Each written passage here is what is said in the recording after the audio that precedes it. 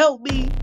Me, the black girl, you hear me? Who's gonna help me when the world look at me as shit, scum?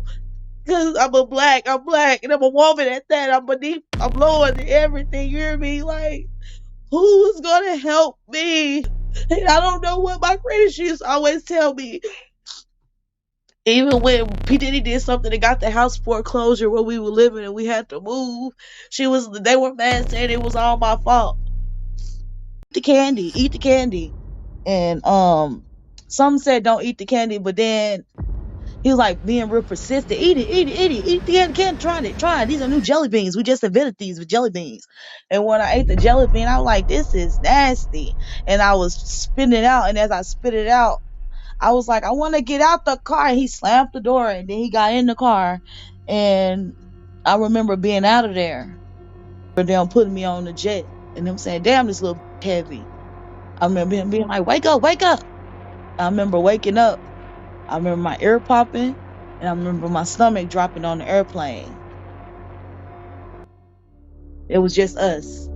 I'm calling it airplane. That's what I called it back then, but it was a jet. I remember getting there to the studio.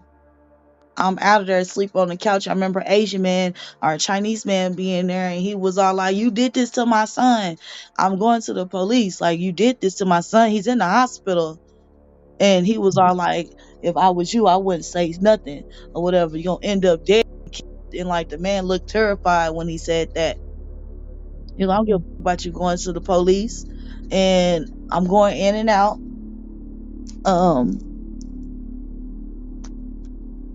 I remember looking on the pool table and there was a lady getting on the table. I thought she was Mexican, but she was the Arabian lady that was Miss Gloria Alvarez. I saw her getting on the table, but I was like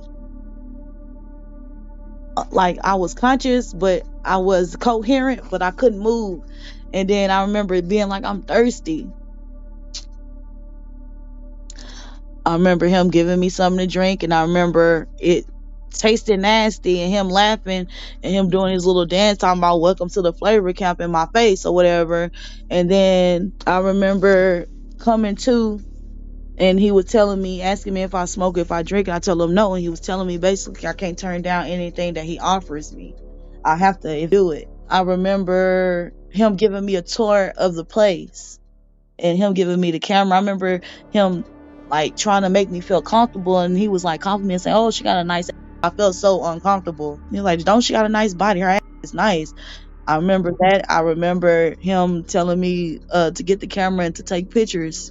What did he have you? And like when I took a picture and I'm like in front of the thing, I'm taking a picture like this, and I took a picture of the bed. That was me. I just took a picture of the bed. He was like, go walk around. I put my phone on do not disturb. He was like, go walk around. And he told me to take pictures. And I remember taking pictures of the bed, like take pictures or whatever. And I remember taking a picture of the bedroom. I took a picture in the studio, and he was like recording me. And I also I'm just going in and out. I don't know, he offered me something else and I passed out. But then I remember being in that room with him, and he was all like being extra touchy with me. And I was like, yeah. I started feeling like he was a creep, but I was still like going along with it. And he was like, what kind of you like? Like, he was asking me about me being molested, and I was honest with him, and I told him about stuff, you know, because he was like, the stuff that I was writing, I had to be like, they was asking me, have I ever been molested? Have I ever had sex? And I was like, yeah, knowing I was a virgin. I've been molested, but I never been penetrated. Mm-hmm. He asked me what kind of cocks I like, and I was like, real big cocks. I like big cocks, real big cocks. And he sent Roger Bonds to go buy a pink dildo.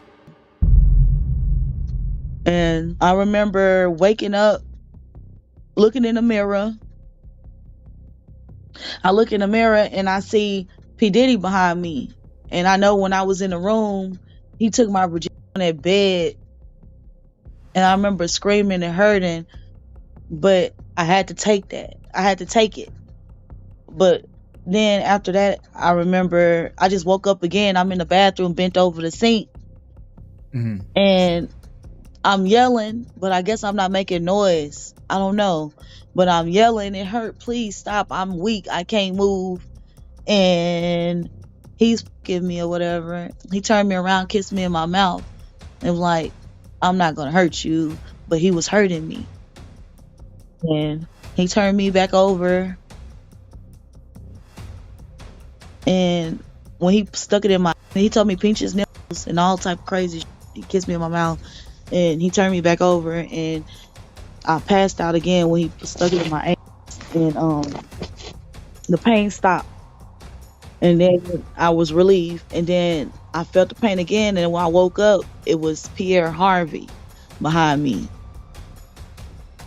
and he stuck it in my ass, and um I remember looking and yelling, "No, stop! No, stop!" And I happened the Jewish guy was behind Pierre, like on the side. It was like in his bathroom at that studio. It was like a restroom stall in there.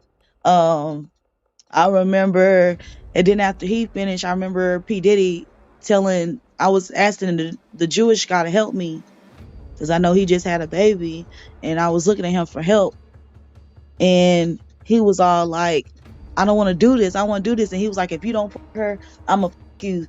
So the dude got behind me and his stuff was soft. But he was like acting like he was doing it with me. And then like I wasn't yelling, I wasn't screaming like I was. So then Diddy kind of pushed him back. But Diddy had told that man if he didn't do it to me, he was gonna kill him. That man, hurry up, got naked. And I remember Diddy pushing him out the way, and I mean, or no, Pierre pushed him out the way.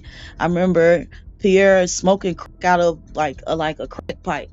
I don't know if it was crack. I don't know what the was in it, but a crack pipe is where it's circle. You know, it's not. It's he was smoking out of that, and I remember him making me give him head.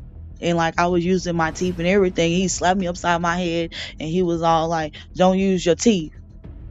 But I couldn't breathe, and like he was just gagging me with his dick. It was just so like their dicks were just so big. I remember after that it was like a break in between, and but then I remember looking to my left and P Diddy's in the doorway with like one of them old school cameras, and he's sitting there jacking off and sitting in a chair in the doorway of the restroom. I remember passing out, waking back up, being over the sink, and this nigga sticking a champagne bottle in. I was like yelling at that point. I know I was yelling at the top of my lungs, and they just had me so hurt. And they left me in their restroom, and I don't know how long I was in their restroom, but my legs and stuff wouldn't work. And some white guy came and got me out the restroom. This white guy, he when he smiled, he has a cat like a smile like Garfield. Uh, he picked me up, and I was like, I just want to go home. I just want to go home. And he was like, I'm gonna take you home. I got you. I'm gonna take you home. So they put me back on the jet, and I wake up. I'm with some other white girls, like we all teenagers. They were a little bit older than me. Um, I wake up with them, and like at first it wasn't like it was fun, but then they disappeared from me, and it was me by myself. And I remember being drugged the whole time, and I remember them drugging me so much, and they wanted me to feel the pain, and they had my hand over the stove. I remember waking up screaming. This was a fat white guy. He kind of hunchback, got a pointy nose. This fat white guy, they were just he was just passing me to different white men, and at the and to a point they all started looking the same to me.